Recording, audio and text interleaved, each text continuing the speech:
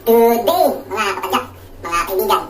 Ngayon po darating yung DJI Osmo Mobile. Ito po, nakalagay kasi sa Shopee. Ngayon na i-deliver ngayong araw. Hintayin natin po yung deliver man na dumating. At mag-unbox tayo ng DJI Osmo Mobile 2 Gimbal Stabilizer. Okay, mga kaibigan, mga kapadyak. Just wait!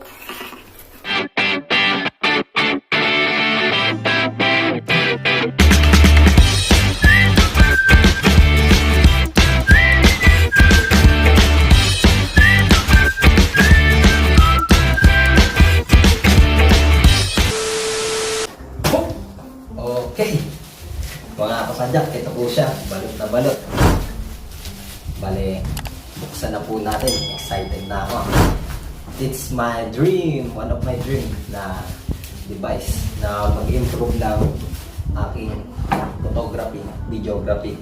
Buksan na po natin. Oh. Okay. Sa maggamit ng gunting, mga kaibigan, kasi medyo mataas to. Kailangan maingat tayo.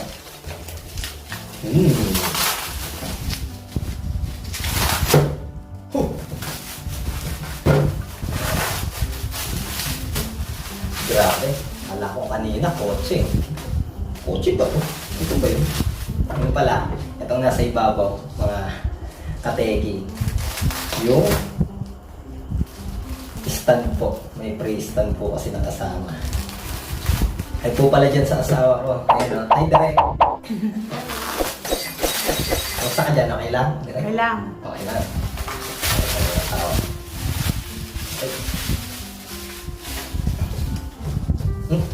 Iwan kong bakas. Nakababol na. Safe na safe. Osmo. Medyo outdated to, mga kapadyak. Kasi Osmo 4 na po yung bagong labas ngayon. Nilabas to noong 2014. 2014, sorry. Nilabas po to ng 2018. 7,000 na higit pa po ang presyo.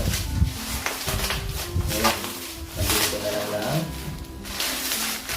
2,620. Nakasale po siya sa Shopee na ka-10-10. 10-10 sale. Parang pinsan ko yun, si 10-10. Si Martin Franco. Ano nga pala dyan sa pinsan ko sa barko? Northern Benin. 10-10. Ito po yung stand. Galing. May libreng stand.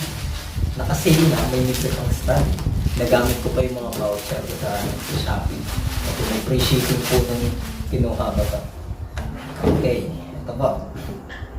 Meron siyang mga dito, may UP dito, pero okay lang. Yan. Authentic. Refurbish unit. Yan, nakasulat. Refurbish. Okay. Next naman po natin ito.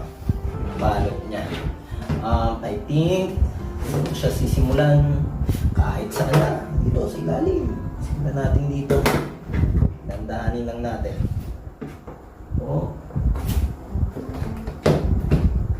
Dandahanin. Iwas ang mata. Baka matutok. Baka matutok mga kapadyak. Hindi ko luho kasi magagamit ito sa sa mga binibenta ko rin. Kitaan kasi sa kung ano-ano pa, kasi mahilig akong mag-selfie. Ito, okay, meron siyang seal na transparent po na nakalagay. Ayan po. Okay, mga kateki, buksan na po natin. Ito ko sa ibabaw sisimulan. Tingnan lang natin.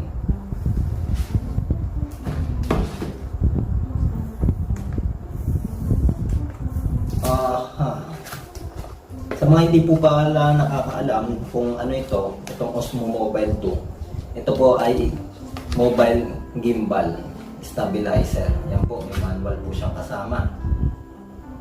Tapos, puunin ko muna po ito.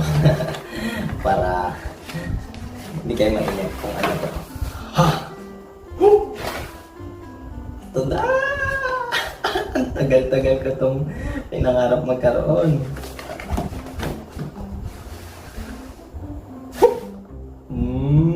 Laban o bawi! Yun na po! Mga kateki! Ha! Okay, nabunat na natin. Tingnan natin. Meron ba diyang free voucher? Wala na naman. Mga kateki. Okay. Tingnan na po natin ito dito. Okay lang yan mga kateki. Sana po natin. Mga kapadya. Magagamit ko ito sa pagbabike din. Kaso ang nakakalungkot doon, yung mga kasama ko sa pagbabike yung laging nabibidyoan. Maganda yung yung case niya, mga kateki. O nga pala, hindi pa po ako nagpapakilala. Ako po si One Hand Biker. Bale, may YouTube channel ako, One Hand Biker. I-search niyo po. Huwag niyo pong kakalimutang pindutin ang like and subscribe button at yung bell sa gilid po.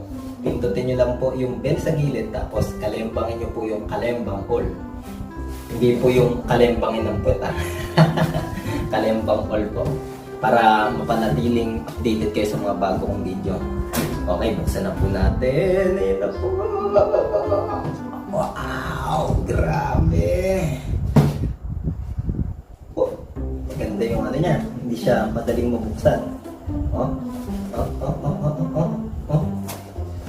Maganda yung yung styrofoam. Parang para po siyang tawag doon, yung sa helmet ng pang-bike. Tapos meron din siya ditong anti-moisture. Importante ito, huwag niyo po itong itatapon, mga kateki, mga kapadyak at mga kaibigan. Ito na po yung gimbal, pinakahihintay. Ayan po ang Osmo Mobile 2. The handheld gimbal, mobile gimbal. Yun na, first time ko po itong mahawakan. First time ko itong magkakaroon. Ito po siya. Sa mga hindi nakakalam, ito po ay stabilizer. Bale, anti-shake po kung tawagin, or hindi masyadong matagtag pag ikay nag-video. Tapos may mga control din po siya. Yan po yung mga control niya. Bale, may baterya din po to na tumatagal ng 15 hours. Tapos pwede itong gamitan din ng mga stand. Tapos, papakita ko muna po itong lagayan. Lagay muna po natin ito dito. Ito po yung lagayan niya. Napakaganda ng lagayan niya po. Ito, special din po itong lagayan na to. Kunwari, lagi nyo po itong dala tapos wala pa kayong stand po. Meron dito na ginawa yung Osmo na pwedeng stand po. Itong maliit na butas na to. Diyan po itatayo to. Yan. Nakita nyo po. Hulmadong-hulmado. O, di ba po? Di siya tumutumba. Yan. Grabe. Sabi to. O. Unbox naman natin tong Ito pala may kasama rin pong siya. Micro USB. Tapos cord po siya kasi ginagamit po to pang pag sinarge niyo po itong gimbal po. Itong Osmo Mobile 2. Or pwede rin pong power bank to habang nakasalpak yung cellphone niyo po dito. Meron siya ditong kabitan ng USB. Ito po. Tingnan natin. Ha! Ito po! May charge yan po siya dyan. Pwede kang mag-charge. Usually, siguro, ginagamit ito sa time-lapse. Ayan po. Tapos, ito yung mga button niya. Meron siya dito navigation button. May joystick din po. Ito po, joystick niya. Up and down, left and right. Tapos, yung shutter button and menu button. Pati on-off po siya. Okay, ito po yung sinabi ko kanina. I-unbox na natin tong isang box.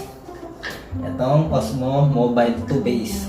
Yan. Charan! Laban.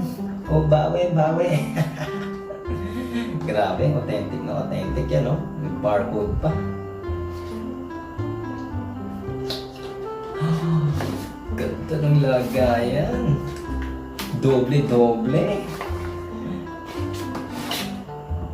Galing. Talagang may ano to, unique na unique. Dito ko lang nakita itong lagayan na po na ito. Medyo mahirap siya, buksan. Malalaman mo kung nabuksan na o hindi pa kasi mahirap. Yun na! Yun! Grabe. May tornilyo po siya sa ilalim. Ayan po. Kasama siyang tornilyo. At hindi siya basta-basta natatanggal. Doon po imamount to. Nakikita niyo po yan. Nakikita niyo po? Kita ba, Direk? Oh, ay si Direk. Bali, imamount to dito. Ikakapit na natin. Since na-testing na po natin itong gimbal.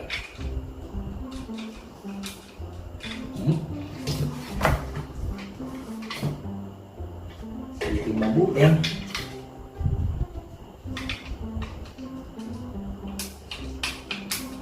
Mukhang hindi ako binisa sa pag-shoot hindi ko ma-shoot. Sobrang excited. Yan na po, na-shoot ko na po. Yan. Sensya na. First time. Yan po. Okay. Gilid muna natin to. Yan, nakatayo na po siya. Hop. About naman dito, ito po. Tignan po natin to kung ano po ba ito. Yan po yung manual nga niya. May mga manual po siya. May mga instruction kung paano gamitin. Yan. Kung paano i-balance kasi bago po ito i-on, kailangan i-balance po. Tapos meron ding may card na kasama. May card po na kasama. Sa tingin ko ito yung yung warranty. Ayan, Osmo Shield. Ayan, ito yung warranty card po na nakikita ko before na napapanood ko sa YouTube. Yan po. Diba? Ewan ko lang kung magagamit po natin to. Kasi dati ina-avail po to yung 2018. Kasama raw sa purchasing daw to na binabayaran pag bumili ng Osmo Mobile 2. Sa tingin ko ngayon baka nilibre na. Okay. Ito na po siya. Bale, ito po ay brushless. May brushless motor po. Itong gimbal na stabilizer na to. Bale, yan po. Ito po ay 3-axis. Pwede mo din i-mount dito yung cellphone mo ng pa-portrait or landscape. Yan po. Pag nakaganyan siya, naka-landscape po siya. Tapos, may adjustment dito. I think uluwagan to yun, uluwagan natin po ng konti tsaka iikot po para mag landscape, tapos higpitan po ulit para mas safe po siya. Yan po, pag nakaganyan, ayan po, naka portrait mode naman po siya. Okay, ito po ay hindi 360 kasi meron siyang limit po dito. Yan. Sa tingin ko mga 270.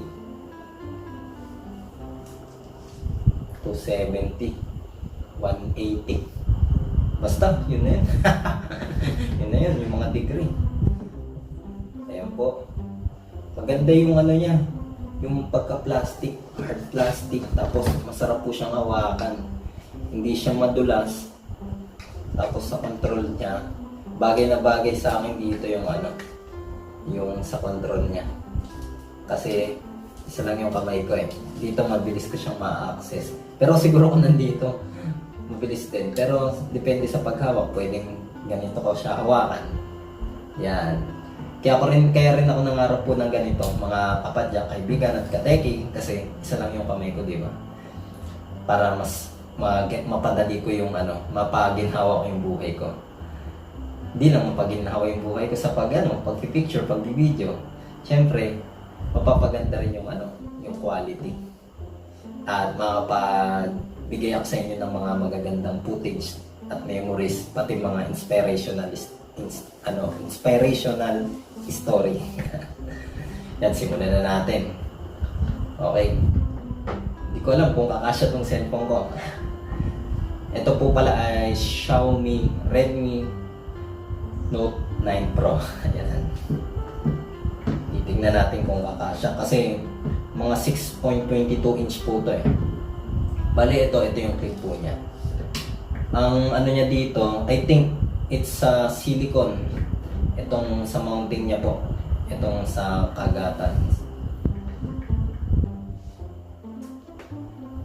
I-landscape po natin muna para maano natin yung balance. Oh. Nakakaba. Yun. Pwede siyang pindutin. Pabalik. Ayan. Pipindutin to. Tapos iikot mo. Tapos pitang mo ulit. Yan. Ito yung mga adjustment niya for balance po. Meron siya dito. Yan po. Kung mahaba yung cellphone mo, pwede mo siyang adjust pa baba po. Hihilain mo po ito. Tapos bago mo hila. Tapos yung next adjustment, ito po, yung clip. Yung clip niya po. Itutulak mo po siya kung saan siya mas papantay po. Bali, ang ang part niya, dapat na ganito siya ang balance niya po. Ganito ang balancing. Ayan po. Tapos, yung sa pagtayo, dapat pantay talaga. Hindi yung nakaganon, hindi nakaganon. Pati, hindi nakaganon. Dapat nakaganto. Para pag inon mo po, yung motor niya, hindi mahihirapan. Testing pala muna natin yung charging pin niya, kung gumagana. Doon muna tayo sa electricity. Oh, nice word. Patay na. Extension. Tapos may charger din ako dito. May charger din po ako dito na naka-ready na siya sa micro USB. Bale, hindi ko muna gagamitin po yan kasama sa package. Yan, testing natin. Yeah. Swak na swak. Ano po? Gumagana, umiilaw. Diba? Okay. Dito muna tayo sa pagbabalance. Bale, nakita naman natin, nagpi-blink, tapos may kulay green, ibig sabihin nagcha-charge. I-charge muna natin po siya ng konti. Kasi, lobat po siya. Okay, testing na natin to kung magkakasya yung cellphone ko. Sa pagkakataong ito, ang navigation button ko kasi ay nandito. Nandito ang navigation button ko. Mas preferred ko na nakaganito, yung camera nandito. Pwede rin pala nandito. Basta testing natin. Kasi kung nandito naman, matatakpan pala yung yung rear camera. Maganda po, nakaganto. Nasa labas yung yung camera. Testing muna po natin.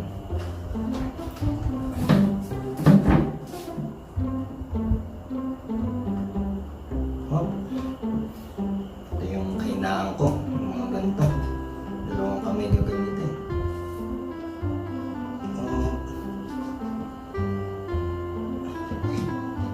Never give up.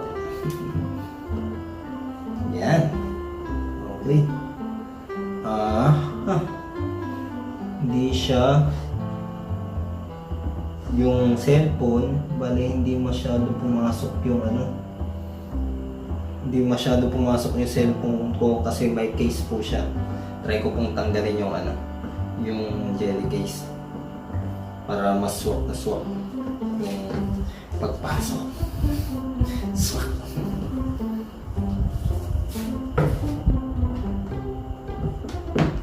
Yan.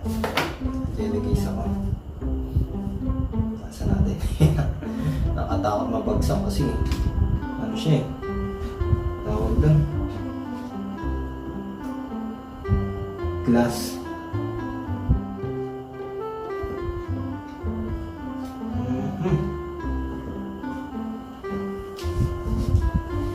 Medyo hard siya. Ewan ko kung kailangan ipasok talaga doon sa sa pinaka niya. Tawag doon. Meron po kasi siyang hulma talaga. Ayan po, pakita ko sa inyo. Yan, may hulma siya na palubog. O sa tingin ko baka sa mas manipis na cellphone. Kasi curve yung likod po ng ng cellphone. Okay, push natin pababa. Oh, medyo maganit siya. Kailangan pag pinasok, bababa mo na rin siya. Yeah! Yan. Nakasagad na tayo dyan. Mga kateki. Mga kapatography. Marami tayong pwedeng tawagin. Yan. Pag ganyan po, hindi po siya balance. Yan. Nasubsob. Hindi po balance pag ganyan po. Medyo mahaba yung cellphone. Ngayon, kukunin po natin siya dito. Kasi, kita nyo naman po, lamang na lamang, wala sa gitna itong cellphone. Yung pinaka-camera nyo naman dito. Lalo na yung part na yan, yung camera medyo mabigat yan, tripod kasi. Ay quadruple camera. Ngayon, adjust po natin dito. Ihitin lang to, luwagan, tapos hatakin to. Yan po. Ito po sa likod niya merong hangganan. May butas siya na may hangganan po. Ngayon, umaasa po ako na sana sakto yung cellphone ko, may balance ko po dito. Uy! Ayos! Makapantay po siya. Yan. Dapat balance. Yan natin. Bale mas mabigat po siya dito ngayon. Ngayon magbabawas tayo. Guwan. Kaganda na kaganto. Luwagan lang natin ng konti. Tapos, dahan-dahan ang usog. Bakit po ba importante ang balancing? Sinabi ko na kanina, bale, para hindi po mahirapan yung brushless motor niya na magbalanse, lalo na pag ginagamit nyo na po. Bale, mapapanatili na stabilize yung po niya, yung galaw. Yung mga video, lalo na sa mga cinematic, yan mabigat pa rin yung likod.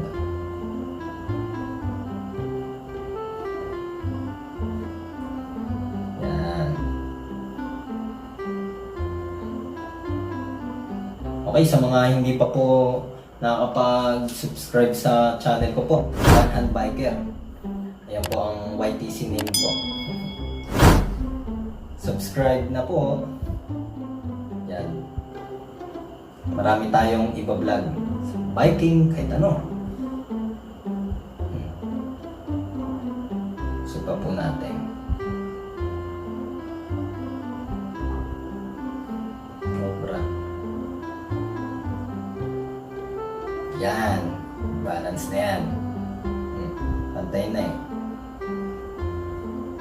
Pati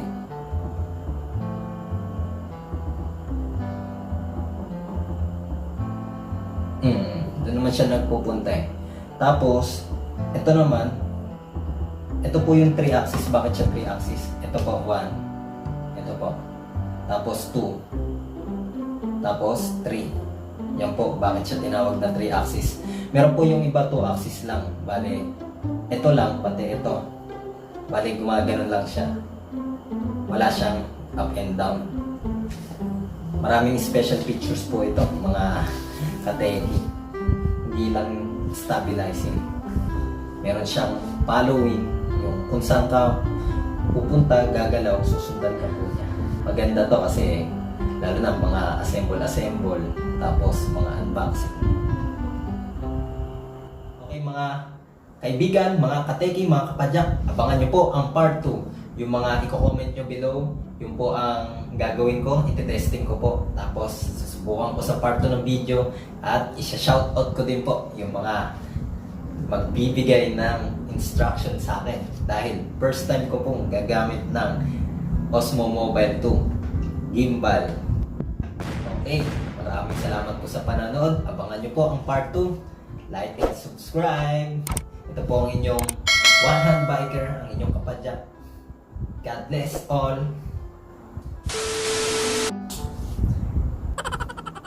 Ano yan, ha?